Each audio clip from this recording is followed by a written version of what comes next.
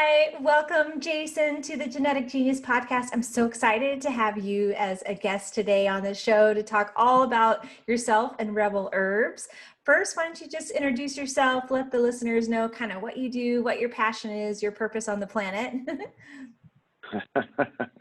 Well, I'm the president or CEO rather of Rebel Herbs, and we're an herbal company that really identifies with not only the science of herbalism, but also with preserving the planet and maintaining a sustainable supply channel, which means that everyone in that supply chain has to get paid or compensated appropriately for their contribution to it.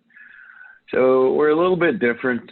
Every company has to be profit driven, but we try and bring along our values with that profit mantra. So I've been in the natural product industry for over 2 decades.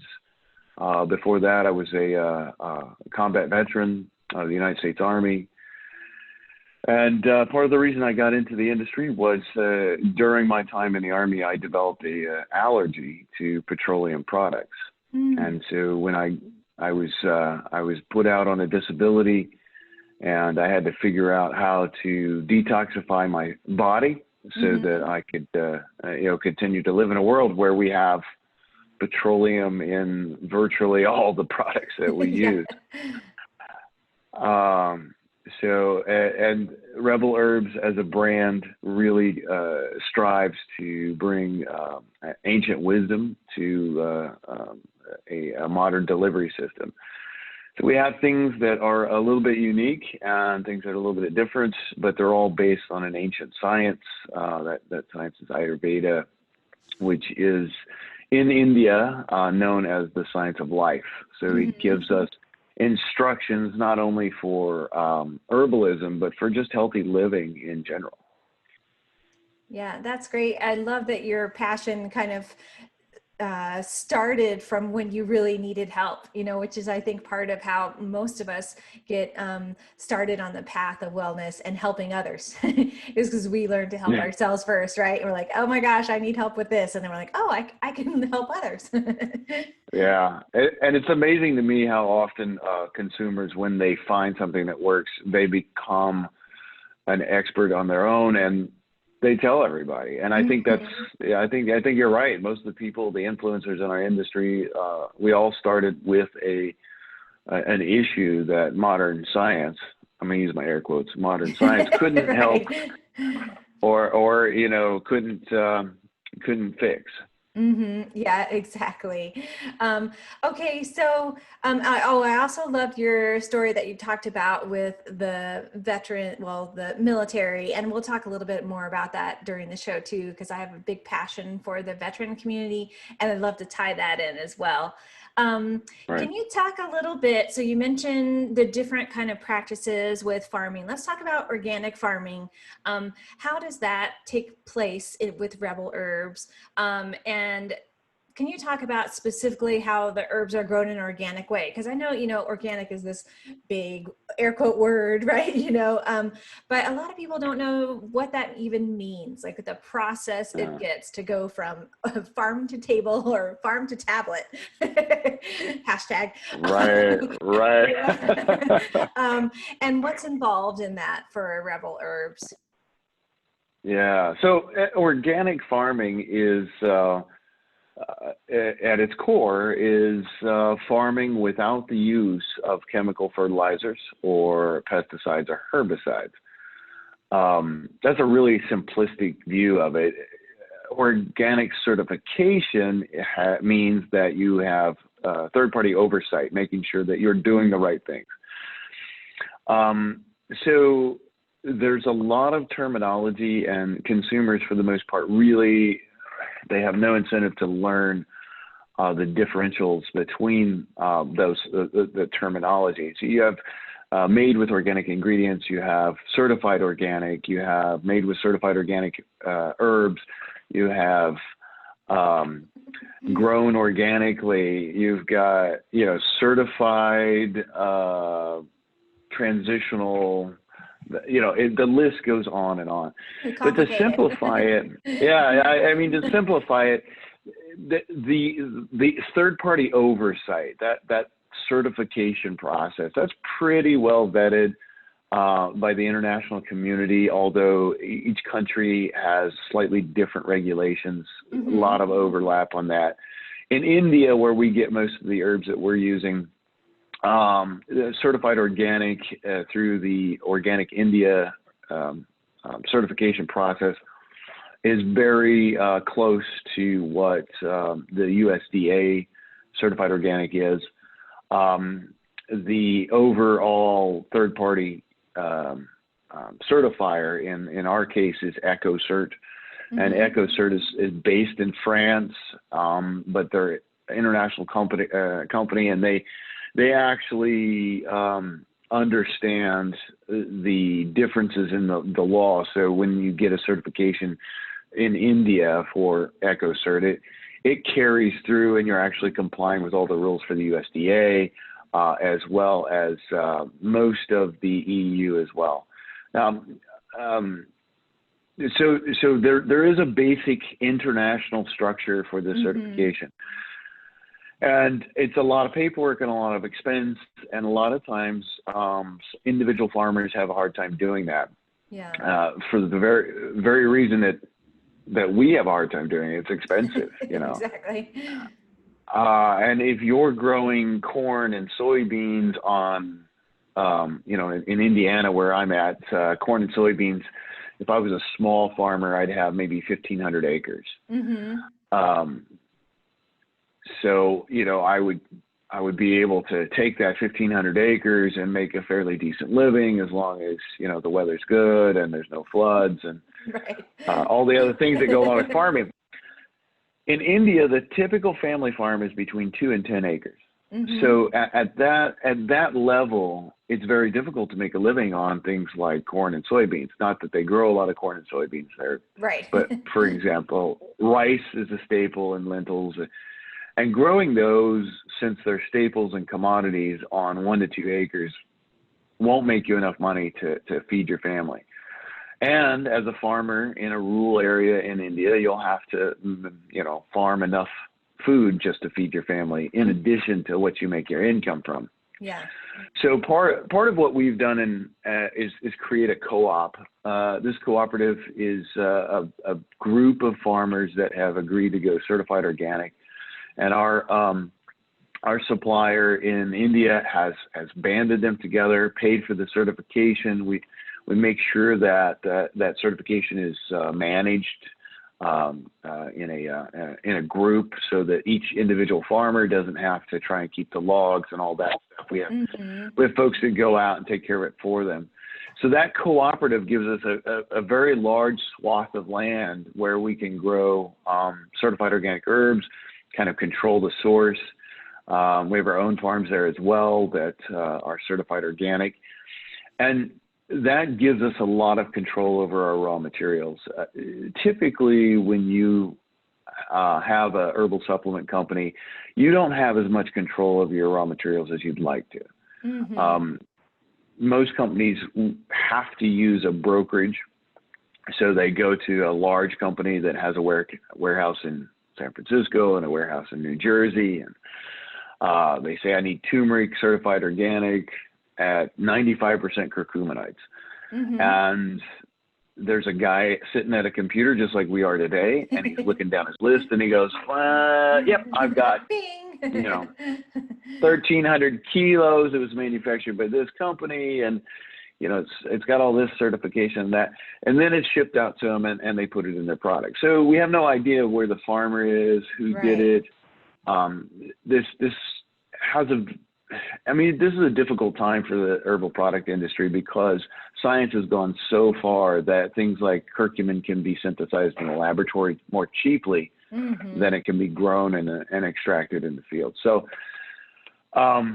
so those kinds of operations have to be very, very careful, and they have to test a lot of the material coming in just to see if it's synthetic or if there's issues with it or what have you. So we're lucky in the fact that we know exactly where all of our raw materials come from. We've met the farmers. My wife and I who run the company, we have been to India. We've talked to the farmers. We've pulled turmeric right out of the ground. So we understand where it's coming from and who is growing it and what those standards are. Now, unfortunately, certified organic isn't as important as people might think it is, for the simple reason that once money's involved, things tend to change. Right. The largest purveyor of certified organic products in the United States is Walmart. And Walmart has helped to change the rules for certified organic on specifically on food to allow them to source more material. Right. So it's hard to comply with certified organic milk production, for example. So Walmart used its political influence to help change those rules so that they could soften those rules and allow more farmers to put certified organic on their products. So this doesn't help the industry, and I think at the end of the day, we still have to know where our product's coming from. We need to know who's supplying the raw material, how it's being extracted, how it's being stored, and you know what the plan is for maintaining that security. Yeah, it's so important. And I love that you have that connection with the farmers, you know, because most, like you said, most companies don't have that connection. They don't know where the material comes from, who grows it. And what's the importance of for you and Rebel Herbs, what's the importance of using that particular organic product in the supplements? Like you talked about, you know, the importance of the farming, but what's the kind of like that light bulb when you and your wife are forming Rebel Herbs, like, ding, you know, we want to have this be part of our supplements? Because a lot of companies don't have that. Well, I think it all goes back to my roots in getting into the industry. You know, I was in the military. I was a petroleum supply specialist. And every day I worked with petroleum products. So that involved diesel, airplane fuel, greases and oils of thousands of different varieties. But the common core connection there is that they were all petroleum products. And that overexposure is what we anticipate caused my allergic reactions to petroleum products. Yeah. So looking at that, if something that small as being around it every day could cause you to have you know, a toxic overload in your body, what about glyphosate? For people that don't know what glyphosate is, that's of course the brand name Roundup. Right. It's the most commonly used herbicide on the planet. It's in every water system in the world. It's in most of the fruits and vegetables that we see on the market today. We know it's a carcinogen, and yet the legislation that supports it, again, is controlled by a very large company. Monsanto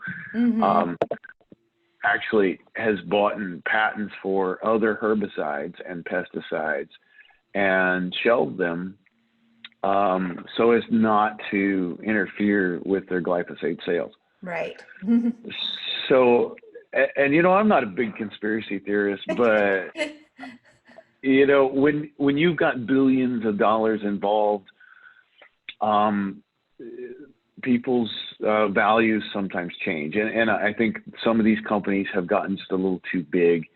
And that's part of the problem. So yeah, when we looked at why is it important to have certified organic, it's important to have certified organic because the general public doesn't get to go to India and see the farms and make sure everybody's doing things right. Right. So we have to have a third party to overlook and oversee everything. But the most important thing is to grow everything without chemical additives.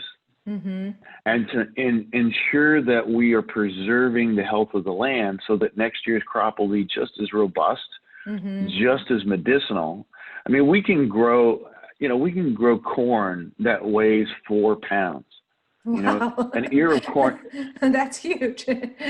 Yeah, but they found that the corn that was growing in that size didn't have the same nutritional value because a lot of the energy was the same amount of energy in the plant. It's just being reallocated by chemical constructs. So just because we can make it bigger doesn't mean it'll be better. So we want to make sure that the health of, we want to make sure the soil is healthy so that it will recreate things like ashwagandha, really rich in withanolides. But you have to have a healthy soil to do that. And so certified organic helps to keep us focused on the soil and the health of that soil as well. Yeah, that is so important to not only to the product, but to the people consuming the product. Because as you said, it's like, there's so many different toxins in our environment on a day-to-day basis.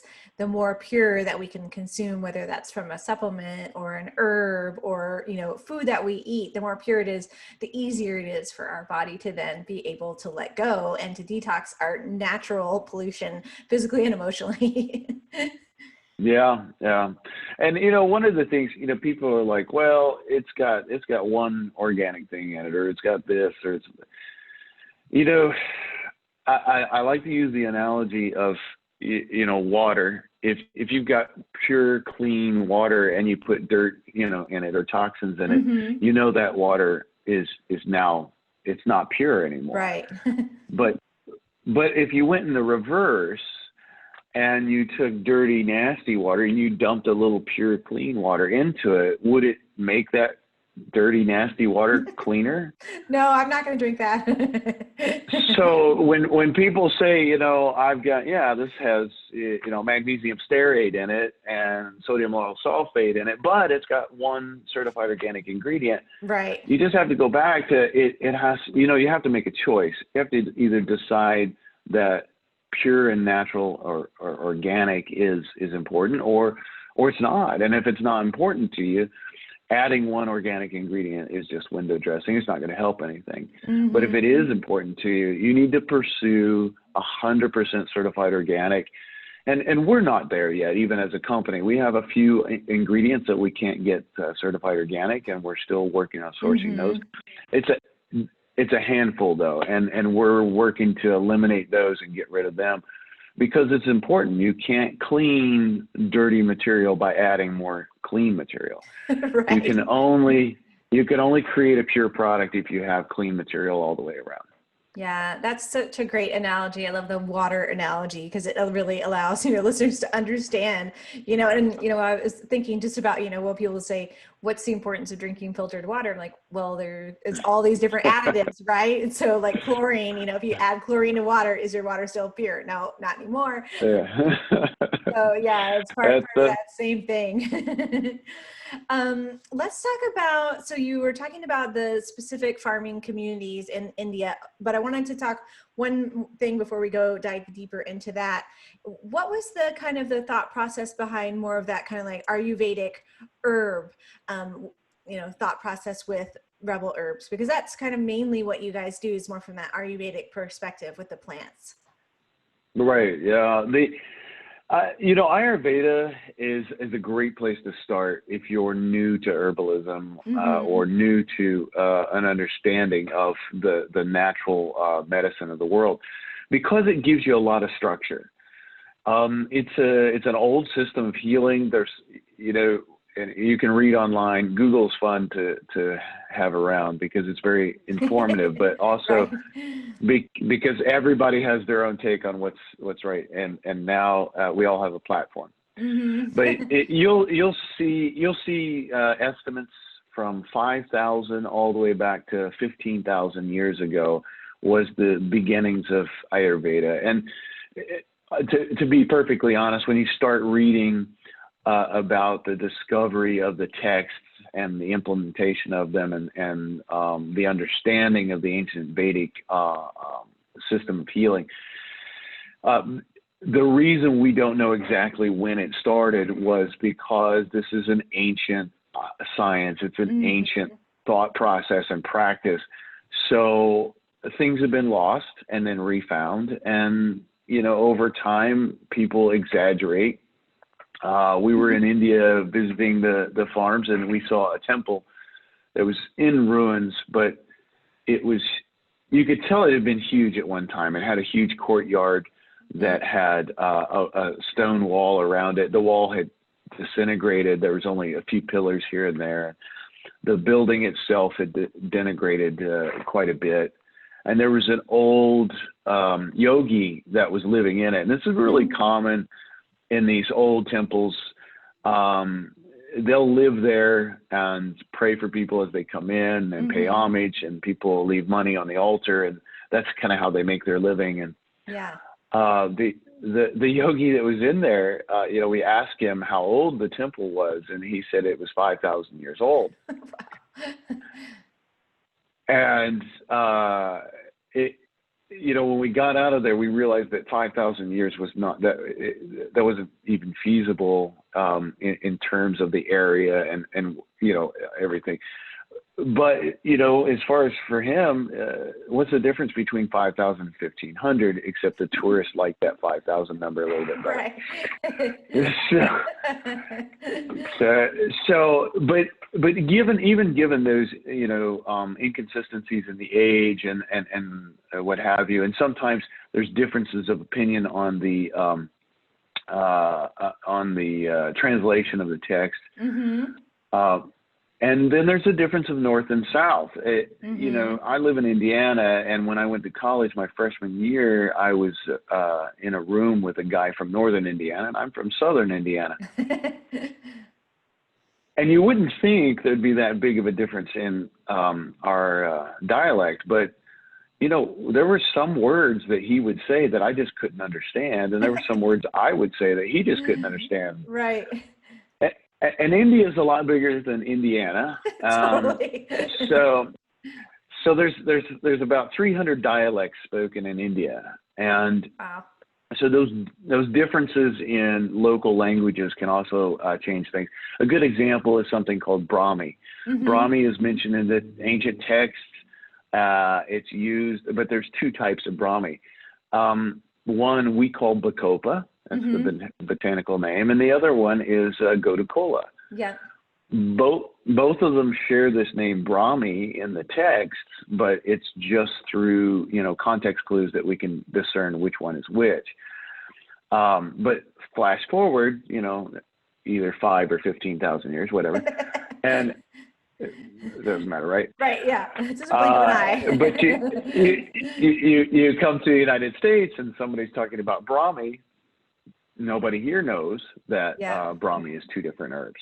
Right. So those are just the kind of things that we have to be cognizant of. But Ayurveda itself built such a great structure on everything. And a lot of people don't realize that yoga is an extension of Ayurveda. It is the physical side of, you know, taking care of your body. You know, you have to be physically active. You have to have time to meditate. You have to have time to reconnect. So all these things are, you know, just a part of Ayurveda. Again, called the science of life. So it made sense to us to start there. You know, eventually we may expand into other modalities or other herbal traditions. But this gave us a really firm setting. We had a great formulator, Dr.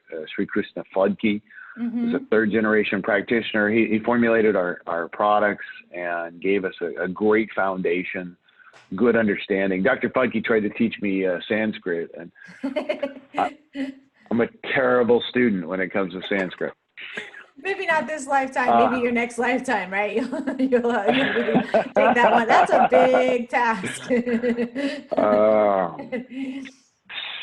So, I mean, and that's, you know, that's kind of the next part of learning Ayurveda is you learn the text and then you read the text for yourself. And right.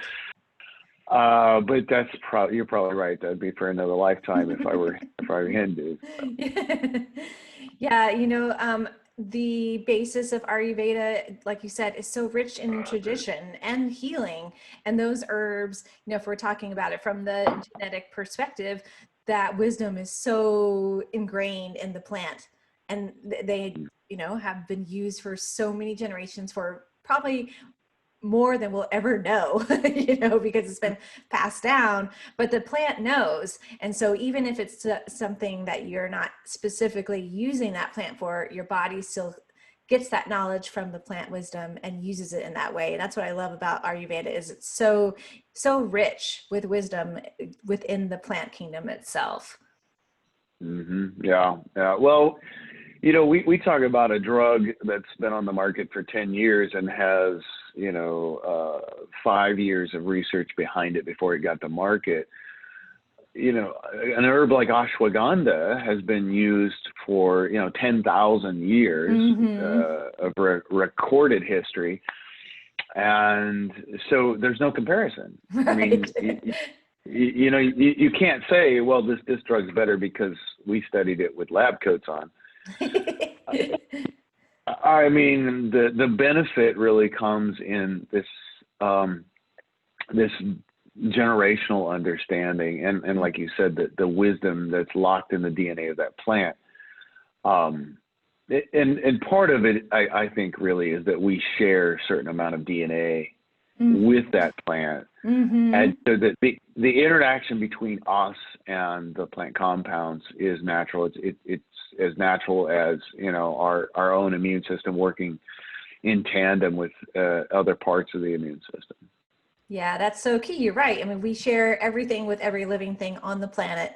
And so it's easy for us to have that relationship and share, which you know, is so fascinating that most people don't think about on a general day-to-day basis.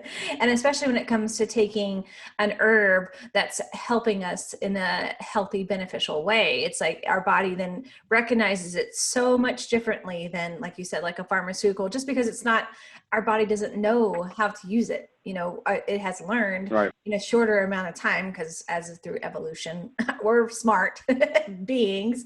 But, you know, when we use something that's so ancient in our wisdom, our body, it's just like, it's like a familiar friend, right? It's like, oh, I know you, I remember how to use you, and thank you for helping me. You know, I just love the plant wisdom. That's a great way to put it. It is like that. You know, once you find the herb that that resonates with your physiology, it's like finding an old friend, for sure. Yeah. Totally. Let's talk about, you talked a little bit about the communities of farming in India, and I'd like for you to just kind of touch base on like the financial impact of, specifically for the communities. How does it build a better community for them and their family, and why is that so important to Rebel Herbs to have that like financial aspect for the sustainability of the plants, but also for the sustainability of the community? Well, you know, first off, you know, we mentioned early on that the average Indian family farm is going to be between 2 and 10 acres. And you can find that on Google if you want to check my facts too. But making a living on that from a commodity is really not realistic. And so when we started looking at how can a farmer make more money, it's on the same amount of land, you can become more efficient at growing, or you can grow a more expensive product. Certified organic Bacopa seems to be a great product compared to rice, because rice is pennies per pound, whereas, you know, that certified organic Bacopa can be really monetized quite nicely. But going back to your question, why is that important? It's important for everyone in that supply chain to make a living. If they don't, they won't continue to do it, or they'll look for ways to cut corners and get the product to market with less cost to them. The economic incentive to do the right thing has to be that driver. There has to be an economic incentive to do the right thing. We can't rely on people to just do the right thing because it's the right thing. And it's not because people are innately bad. It's because it's It's because we have responsibilities to our families, our communities, ourselves, and those responsibilities weigh heavy on our minds. So if we don't have enough money to make ends meet, we're going to go find a way to make ends meet. And if we take that down to the lowest denomination, the farmer who puts the seed in the soil, he has one of the greatest responsibilities. He's got his family to feed. Mm-hmm. And he has to give us a raw material that is pure and viable. And so making sure that they get an income that is commensurate with what is necessary for life is it's one of the most important things. Mm-hmm. Now, we also want to make sure that the people that extract it, that they get paid, because it, again, incentivizes them to do the right thing. We want to make sure that the practitioners that sell the products get, a fair amount of money for their role in getting this to the consumer and the patient, because it incentivizes practitioners to do the right thing. Exactly. So, I mean, for us, that's the whole supply chain needs to be that way. And it just makes sense when you start laying it out. If there's a place where a guy starts doing something that, is, it's right in the beginning, but then it's not enough money, you have to cut his wages. Mm-hmm. He's going to have to look for another way to make money, or he won't survive. And so you can't really fault a person for that. So it's incumbent upon us at this part, at the wholesale level, to make sure that everyone in that supply chain is compensated fairly, and to be very vigilant about that all along the way. So we do audit that on a regular basis. One of the programs that we're involved with is the Fair for Life program through IMO Swiss, which makes sure that our partners in India are taking care of their employees, taking care of the communities that the product comes out of. Right. We've been involved in water projects and helping to get water to the town of Umbari. It's really a village. There's water a mile away. Mm-hmm. So we worked with other companies and NGOs and built a water line from the water source all the way up the mountain to the farm. This gave the women of the village an extra several hours during the day that they didn't have to walk down the 1 mile path with an empty bucket and walk back up with a full bucket.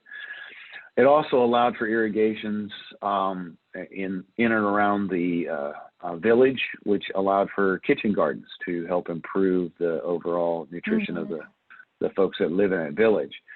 So, I mean, that's just an example of how it's giving back to that community, because we're getting our raw material from that community, even if the people that are, getting some of the benefit of those projects aren't directly involved with growing our product. It's still their community, and community is as important as the individual is. Mm-hmm. Yeah, we take water for granted sometimes, don't we? I mean, I could just walk 5 feet to the faucet, but walking a mile is a whole different story when it's running your whole life. And, having that aspect that you're giving back to the communities, to other countries, especially, specifically India, is just it's amazing, because everybody needs to have that for their family and for their livelihood, to have, fresh water and nutrition, and to have something that is sustainable for a financial aspect for those small villages is so key. What is there a place on the website? I didn't see one, but I maybe there is one where it shows the farms specifically, like, is there like a map of India where it shows like where the farms are that the herbs come from? No, there's not a map on the website. We do have pictures of the farms. But if you go to a map of India, it looks kind of like an upside down pointy mitten. Right. Yeah. And over near the thumb is the ancient city of Bombay. It's now called Mumbai. And if you draw kind of a diagonal line that runs parallel to from Mumbai, but runs parallel to the ocean, it'll go down kind of like this, and you'll go through a city called Pune, Pune, and just southeast of Pune is Satara. Now, Satara is a small town in India. It's about 250,000 people. That's a relatively small town. And Satara means 7 mountains. So there's seven mountaintops that surround it, and it's really fertile ground. That's where our farms are, is in those mountain ranges that surround Satara. Oh, beautiful. I have only been to India for a little bit, but I've traveled a lot in Nepal, and I love the mountains of just the whole area. It's so majestic.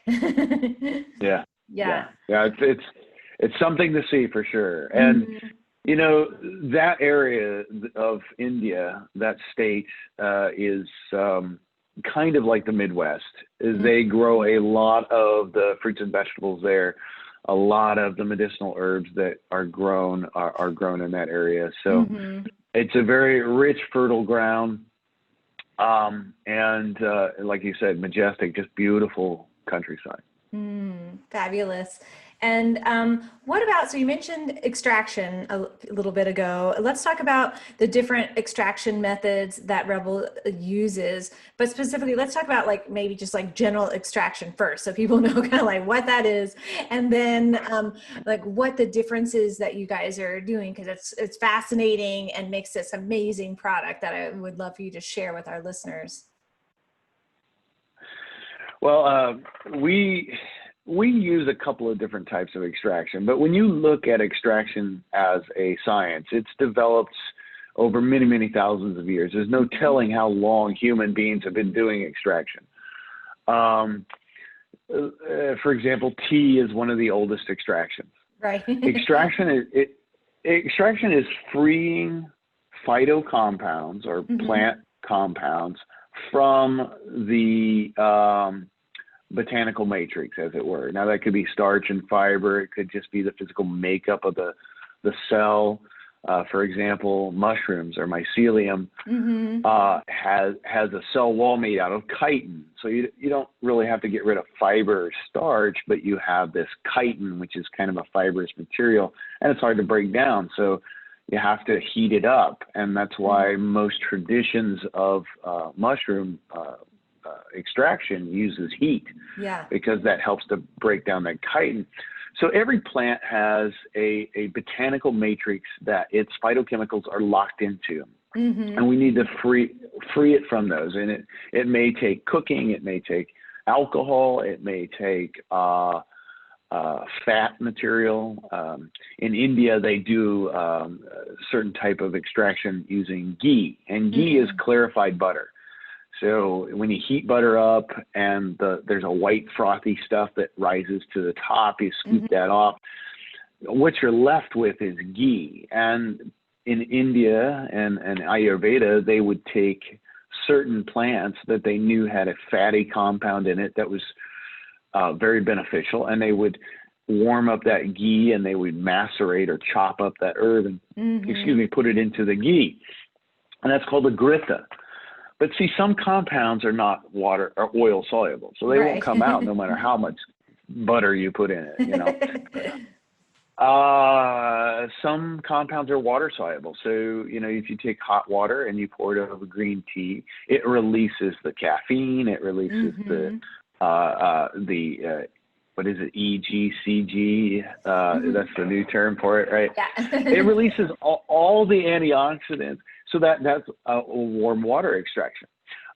Turmeric has a compound in it that everybody talks about, and it's kind of in the herbalism world, it's actually the stepchild because it's not as valuable as the other compounds. But in the world of finance, we understand that curcumin is very important, and so curcumin is only soluble in alcohol. So if we do a hot water extraction of turmeric, we're not going to get much curcumin at all. Right. So it's important to know the compounds that you're pulling out, what they're soluble in. And by soluble, I mean what would they dissolve into. Right. So we took a look at all these ancient extractions, and in India, they really had a lot of extraction methods. I do, you know, I look at some of the other cultures. Like I was fascinated for many years with Vanuatu. Mm-hmm. I visited Vanuatu and got to see, you know, a real nakama, which is a kava bar, and you know, the way they process the herbs is they take a rock and they pound the roots of the kava plant in water and until you get muddy water, basically. Mm-hmm. And that's what you drink is this muddy water. But now, you know, 100 years ago, they processed it a little bit differently. They had, Right. you know, the crones of the village, which would have really strong back teeth, would, you know, grind the root and then expectorate into a large tub, and that expectorant would have more kava lactones in it because the saliva helps to free the kava lactones from the plant. Yeah, doesn't that sound wonderful, right? Yeah, that's fascinating. I think I like our newer method better, but But in India there was wine extractions, which we'll talk more about later on. I have an interesting story on that. There's extractions using alcohol and ghee and oil, and even urine and blood have extraction properties to them. So, you know, all these different compounds were used to pull out just a slightly different, what we call polarity in the plant. So all these chemical compounds found in the plant, and they're naturally occurring chemicals, all have different polarities. And to pull those out, you have to find the right solvent. And we use a couple of key extraction methods, and they work really, really well for us. They give us a full spectrum extract. The first type of extract we use is a water extraction. Things like ginger do really well with water. So we'll dry the ginger, we'll grind it up, we'll put it into water. That water will be heated up to a temperature of about 120 degrees Fahrenheit, roughly. So not boiling, not steam. But that pulls out those water-soluble compounds over a bit of time. And then we'll go back to that material and we'll run it through a CO2 extraction unit. Now, CO2, carbon dioxide, we exhale, plants inhale. It is a type of gas that when you put it under pressure, it changes the properties of it. And this was discovered many years ago. It's been used commercially for 5 decades, 6 decades. It's really a common way to extract a lot of different compounds. But CO2 under high pressure will pull the fats out of a plant. And it'll actually pull the fats out of a lot of different things. You know, even they've used it to extract residual petroleum from soil. And a couple of entrepreneurs a few years back created a commercial dry cleaning service that used CO2 extraction to get the oil and grease out of clothing. Oh, that's cool. So it was really first commercially used by the Germans because beer production is very competitive in Germany. Right. And you got to think about it. What gets oils out? You know, going back to that dry cleaning solvent I used while I was in the Army. That was one of the petroleum products that I managed. And dry cleaning solvent is a degreaser. Another degreaser that's commonly used in the natural product industry, this is an oxymoron here, is acetone. Right. Now, acetone, I have 4 daughters, so I know very well what acetone is for. It's fingernail polish removal, right? Yep. So given that those are options to get the fats out, it seems reasonable to go look at CO2 extraction. It's a very efficient way to pull it out. We use, we use supercritical CO2 extraction, which is a slight variation some of the practices, but I'll just give you a quick down and dirty how this works. Okay, great. Carbon dioxide is put under high pressure, and then we're talking 3,000 to 5,000 psi, depending on the product. It's kept at a steady temperature, just above room temperature, somewhere below, usually below 81 degrees Fahrenheit, slightly higher for some herbs, slightly lower for others. So while it's under high pressure, CO2 becomes like a fluid. So the density of it changes from a gas to a liquid. Now, that is at about 1,500 to 2,000 degrees, or 1,500 to 2,000 psi. At that point, it's a solvent. It will pull fats out.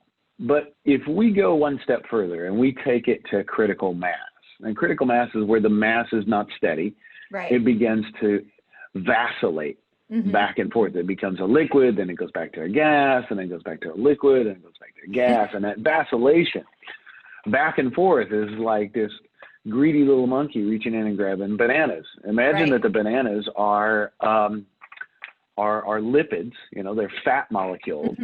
And every time it's the material, the gas is a gas, it permeates the material. And when it becomes a liquid, it grabs those fat molecules and pulls them out. So this vacillation back and forth makes it very efficient. And that's where we get that term supercritical CO2 extraction, because we've taken CO2 to a supercritical state where it becomes a more active solvent and pulls out those lipid compounds. Now, it's not going to pull out curcumin, because remember, curcumin is only soluble in alcohol, and it's not lipid based. So that's the two different sides. So when we do a dual extraction, we pull out the hydrophilic compounds. Hydrophilic means water loving. Hydro means water, philic means loving. So we put those together, we pull out all those hydrophilic compounds, everything that is, generally extracted using either water or alcohol. And then we go back to that same material, and we pull out all the fats, and then we bind those together. And that binding them together gives us a much more bioavailable product. Here's why. Every cell in your body is made out of lipids. That's right. So if you put, and there's, my grandson's in first grade now, and in the time of COVID, everybody is homeschooled or video schooled. So there's all these science experiments that he's going to be doing throughout the year. And if you took oil and you took a little pan of water and you put a drop of oil on either side of it, they will find their way to each other and consolidate. Attraction. So that fat molecule that's attached to the hydrophilic compounds will find its way into the cell. And once that lipid compound touches the lipid coating of the cells, it kind of pulls all of that medicinal quality into the cells. So you get a much more complete activity as well. The best example of this for everyone that would be listening is turmeric. Turmeric is made up of 179 different chemical compounds.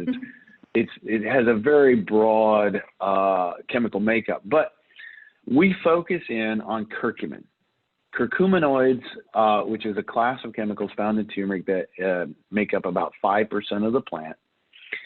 Curcuminoids have been studied and found to be very anti-inflammatory, but very indigestible by the body. So my counterparts in the industry, they all like to say we're 95% curcuminoids. 95%. 95% curcuminoids. Now remember, I said it's only 5% of the plant. So what are we throwing away with the other, the rest of that to get that 95% concentration? Well, what we're throwing away is a whole chemical class called tumerones. Tumerones are the aromatic oils found within turmeric. They've been studied. They've been found to be anti-inflammatory, more so than curcuminoids. They've been found to be much more bioavailable. They stimulate neural cell regeneration by as much as 85%. Wow. They have medicinal properties for the skin, medicinal properties for our gut. Mm-hmm. And when you lay them right next to your curcuminoids, they help the body absorb those curcuminoids. So for example, using turmeric as that example, if you had a 95% curcuminoid preparation, you could expect that 1 to 3% of those curcuminoids would be absorbed. So quick calculation, 95% of 1,000 milligrams of curcumin is going to be 950 milligrams of curcuminoids. We're going to absorb 1% on the low end, which is going to be 9.5 milligrams of curcuminoids. Right, not that much. Slightly under 30 if you got 3%. So if we could improve that by 300%, then we can reduce the amount of curcuminoids and still deliver the same or better benefit to the body. Mm-hmm. And that's what we've done. You know, we have 35% curcuminoids in our turmeric products and 55% turmerones. And the turmerones make our curcuminoids much more bioavailable, so you get a more therapeutic effect with less of the material. Yeah, that's fascinating. Just because the extraction method is a dual extraction method gives you, a broader spectrum of activity. People understand turmeric a little bit better, and we've talked about it a little bit longer than some of these other herbs. So it's an easy one to talk about. And plus, everyone has a turmeric product. So, you know, there's a lot of people telling the same story. And we're all trying to give the consumer a therapeutic product. We just go about it in slightly different ways. Yeah, you know, I really like how you're using the whole plant, because not only does that allow the body to be able to absorb it on a completely holistic level, but then also you're not wasting viable plant product that is like, you know, has the message to the body, like, use me, I want to help you. So, you know, and when you have a whole plant method of extraction, combining the two things together, like you said, how the phospholipid bilayer is so important. It's like the body recognizes it and it's like, sucks it right into the cell, right through that layer. So it's able to absorb it at, I don't know what the percentage would be, but a much, much, much better percentage than it normally would. Right. So it sounds like using those extraction methods then not only make the product more viable, but the actual absorption changes for the person or patient using the product. So they're able to then feel the effects of the product much more differently. Because a lot of times, you know, I'll hear patients say, I took this product, nothing happened. You know, like, well, there could be a lot of different reasons for that, right? But I always look at, was the product right for them? What was in the product? Where did the product come from? You know, and so there's so many different levels. And when you're looking at the Rebel products, it's like I guess you could say, like, the stamp that you guys are putting behind it, to me, signals to the patient that there is a different level of viability and absorption and strength behind the product. Mm-hmm.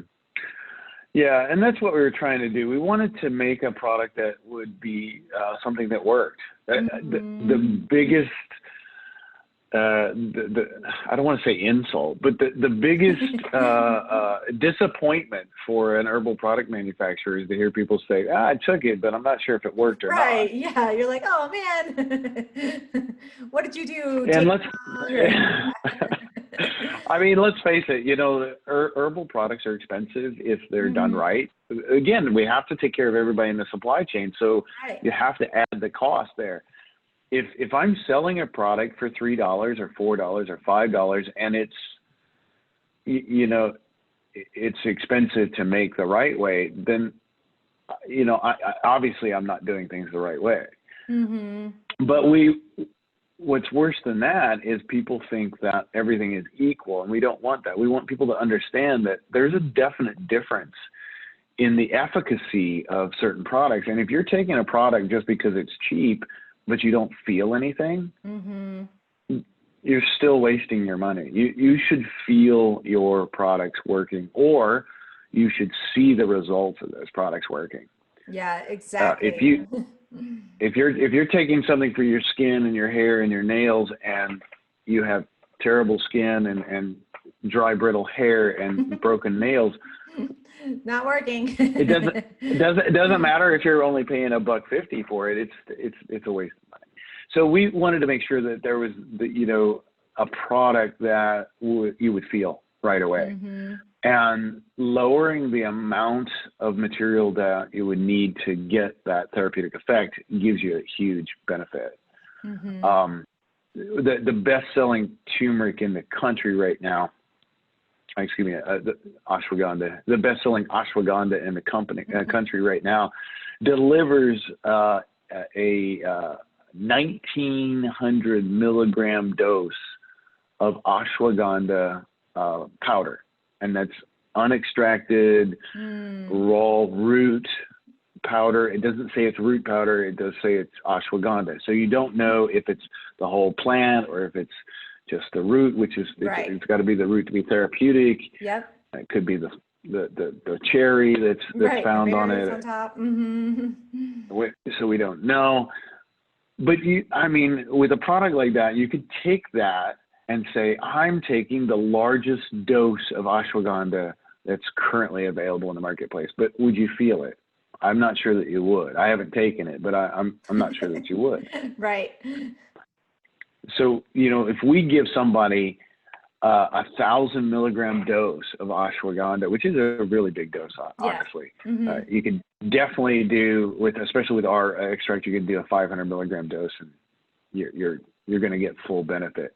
Mm-hmm. But, we could deliver 11 times the concentration of the withanolides and all those peripheral compounds that are found within the root, and deliver, more importantly for the consumer, all the benefit of ashwagandha. Mm-hmm. And it's going to cost you, per milligram, it's going to cost you a couple pennies more worth it. on our side. Yeah. Totally worth it. Yeah. Yeah. Let's talk about ashwagandha, because, right now, as people are experiencing COVID or moving into, I think you mentioned earlier, we were talking before the show, like a fallout time, like, the effects of the stress that people have experienced, I think is going to be, it's hard to compare, but comparably, I think we're going to be experiencing the after effects for a much longer period of time, because we still don't know what's going to be changing and evolving on the planet, right? We're still experiencing it now. But ashwagandha is such an amazing plant to help deal with the daily effects of stress and the after effects of stress. So I was wondering if you could talk about this powerful plant that you guys have. Yeah, ashwagandha is one of my favorite herbs. It's the most consistent part of my regimen for the last 20 years. Mm-hmm. It's an amazing herb. We don't really talk about it enough. A lot of times in the past, it's been kind of lumped together with ginseng. It's called Indian ginseng. Right. It's not a ginseng at all. No, definitely not. Ashwagandha is a nightshade. Mm-hmm. It's known as winter cherry. It has a lot of nicknames. That's one of the challenges in sourcing herbs from India, is there's usually 17 different nicknames for every herb. So you have to kind of get the right one. Figure out where you're at. But ashwagandha does work similar to ginseng, but it's a much broader activity. Mm-hmm. It's an adaptogenic herb that it increases our energy levels during the day. It improves our circadian rhythms. It helps us sleep at night. It improves our immune function. It has a definite effect on our mood. Mm-hmm. And it's been used not just by the Hindu culture, but throughout history, it's been used by the major cultures in the world. My favorite example, I wrote an article just a week or so ago about ashwagandha being used by Alexander the Great. Now, Alexander the Great was a pretty cool character in history. Before the age of 23, he'd conquered everything he saw. He had Wow. he had a genius philosopher as a coach, and he overcame a speaking impediment. He was charismatic. He was athletic. He would, instead of sitting back like was the custom for the leader of a battle, an army, he would lead the army over the wall. Wow, fascinating. And so, yeah, he was a really interesting character. And I found out recently that he would use ashwagandha and make a wine out of it, and he would distribute that wine to his troops right before a battle. Yeah. So, and let's think about our conversation on extraction. He was using wine to extract the withinolides, which would calm his soldiers down. One of the nicknames of ashwagandha, the Sanskrit name, means smell of a horse. Right. Yeah, it has definitely an interesting odor. I like it, but I've worked with it a lot on the farm, and people are like, whoa. Yeah. It has this earthy horse urine kind of smell to it, or horse. But that's the withinolides. The more that smell is, the more rich in withinolides it is. And so, one of the things that the internet tells us about that term, smell of a horse, is that it implies the strength of a horse, or the strength of a stallion, vitality, which is great. Yeah, it's great for marketing. I'm not sure that's true, but as far as like why it's called, the smell of the horse, I think you're right. It's more of a literal, it smells like an old wet horse. But it does give the user an incredible amount of endurance. There's an endurance test. It's really kind of cruel, but it's been commonly used for decades to see how long an animal will continue physical exercise before it gives up and succumbs to death, or allows itself to be put in that position. And typically it's a swim test. So they'll drop a rodent in water and allow it to swim and keep swimming, and won't allow it to stop, and just see how long. And they did a test on the swim test, and they found that given ashwagandha, the rodents never gave up. They continued to muscle failure. So which that means is they just kept swimming until their muscles wouldn't move anymore. Right. They're like just limp.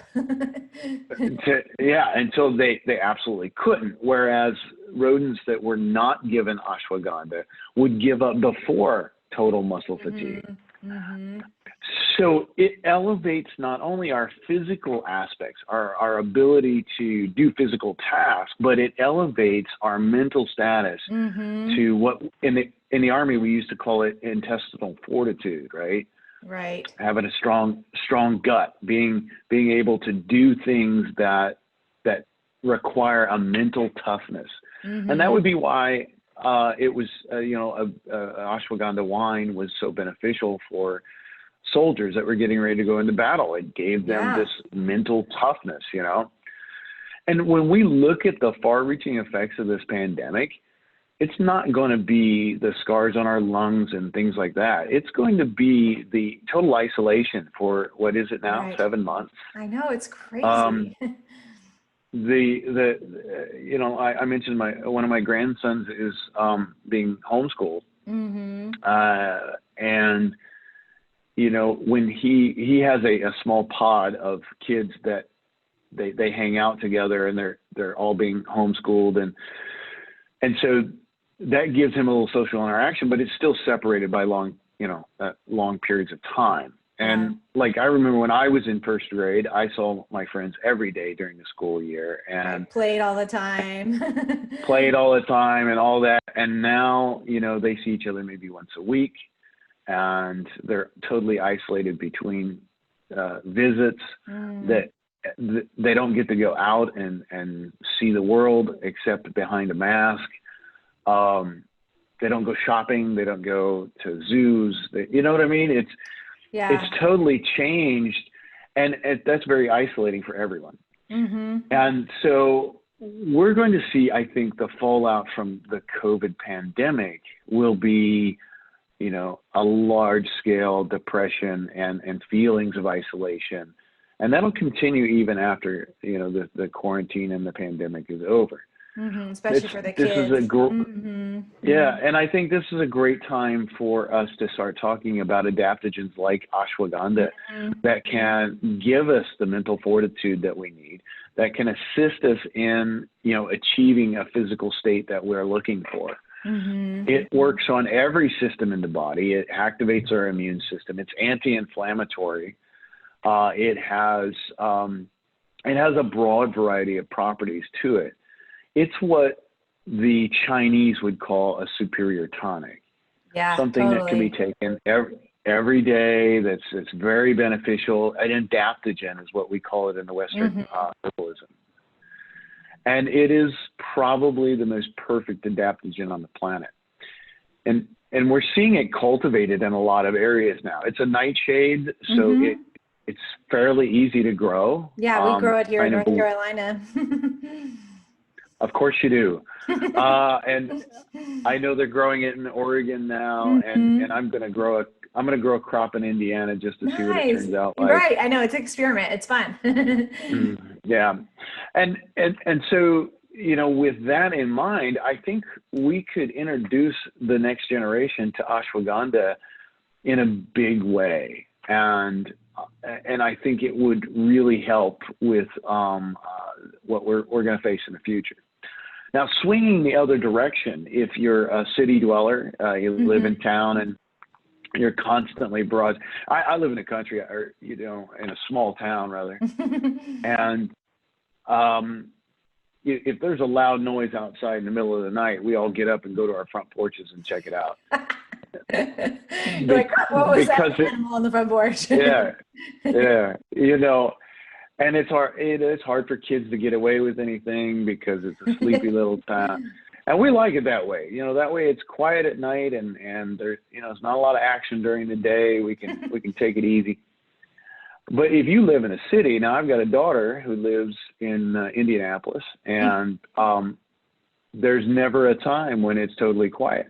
And that's really common for, you know, urban areas and metro areas. So ashwagandha is a really great adjunct for someone living in an urban area as well, because it helps your brain deal with the constant barrage of sound and sight, and all adaptogens kind of help us. That's why they're called adaptogens. They help us adapt. So I think we're going to see a golden era of ashwagandha, and I just hope that we can get the word out that, you know, we want an ashwagandha extract because that's how it was traditionally taken. We know that if we remove all the starch and fiber, that the phytocompounds found in it, including withanolides, but also all the other compounds, we know that that's beneficial, not just for people who are marching into battle tomorrow, but for people who are dealing with the public, people who are living by themselves, people who are quarantined during a pandemic. It helps us strengthen our bodies, but also our intestinal fortitude at the same time. Yeah. Oh, what a powerful plant. I take it all the time. I just love it.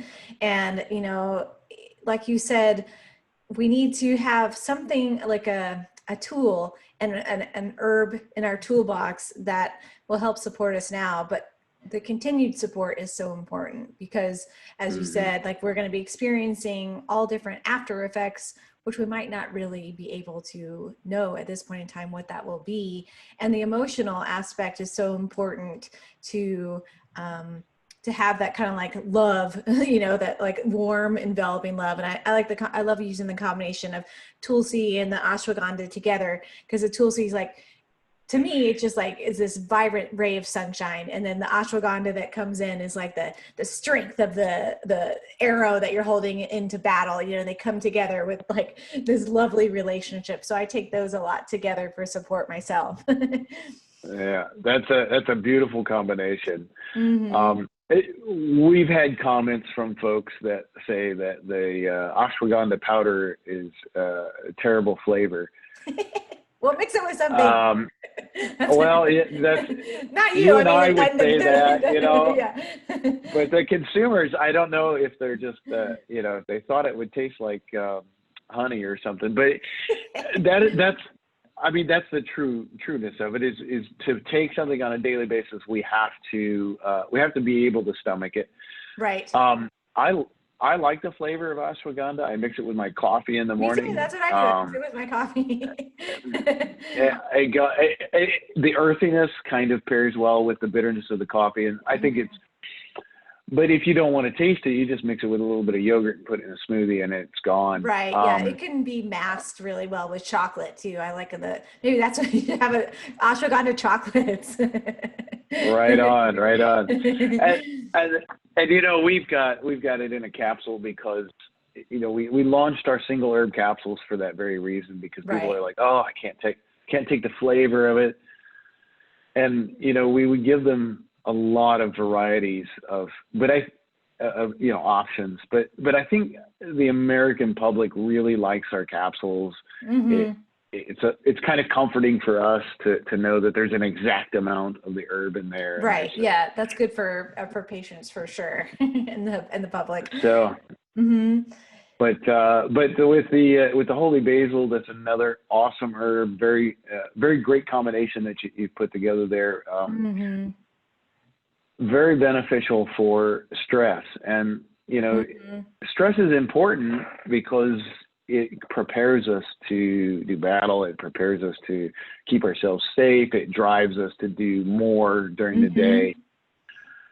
But the state of chronic stress takes its toll on the body. It's like revving up the engine in your car. If you got a race car, you rev it up to get ahead, but you can't stay operating at 6,000 RPMs for a long term. So that I think ashwagandha and holy basil are kind of the yin and yang. They work very well together, and really over a short period of time can seriously change your stress levels. Mm-hmm. Yeah, those are the great duo, the dynamic duo. The dynamic duo, yeah. Okay, so Jason, I would love to continue talking with you today, but I think we have to wrap things up, and then we'll have to have another talk, I think, in our future. Sounds great. A couple of things about, so people can go to rebelherbs.com to find out more about the products, but they need to purchase them through a practitioner, correct? Yes, they're available through practitioners. You'll find practitioners online. There's also online dispensaries used by practitioners, like Full Script and Elevate and those types. Yeah, that I use. But yeah, rebelherbs.com will give you a lot of information about the company, about the products. I always think it's important, though, for the consumer to talk to somebody, to get a perspective from a professional that deals with herbalism. Because if we're getting our information from Wikipedia, that's just Google's not a doctor. Just silly, right? Right. Yeah. I tell my patients, please don't Google anything about what I tell you, because they can of course research it, but Google does not have the information that I've spent on my brain and learned. Well, and I'm one of them, but we're all out there selling a product. So if you're trying to get your information on an herb from the purveyor of the product, it might be a place to start, but you really want someone who is, a third party that's, going to give you the real scoop and tell you the real deal. Yeah, see you as a whole person. That whole perspective of what's going on is so key. And one of the things I know that you wanted to mention was your Pinterest page, which is great because it really has, I love the educational aspect of it, where the followers can learn more about the plants. And I also like, it shows pictures of Dr. Juliet Swede and her clinical educational programs. So I think, and that's, is that just, they put in Rebel Herbs and Pinterest, it will come right up, correct? Yeah, that's the handle on Pinterest is Rebel Herbs, all one word. Great, and the Instagram too. It should pop up. Instagram, same way. We try to keep it consistent. Right, yeah, that makes it easy. But yeah, on Pinterest, I think we published the article on Ashwagandha and Alexander the Great. Oh yeah, I saw that. So, that's great. Yeah. That's a wonderful way people can learn more about ashwagandha and about Rebel as well. Okay, perfect. So thanks so much, Jason, for taking the time to just educate the listeners today on the fascinating aspect of Ayurvedic herbs, as well as the extraction methods, which I learned so much about myself. And I appreciate you taking the time today. Thank you so much. Oh, well, thanks for having me. I really appreciate the opportunity to talk about my products, but also to talk about the herbs as well. It's really the passion for me is those plants, you know. Yeah. Okay, take care. Thank you. Thanks. Bye-bye.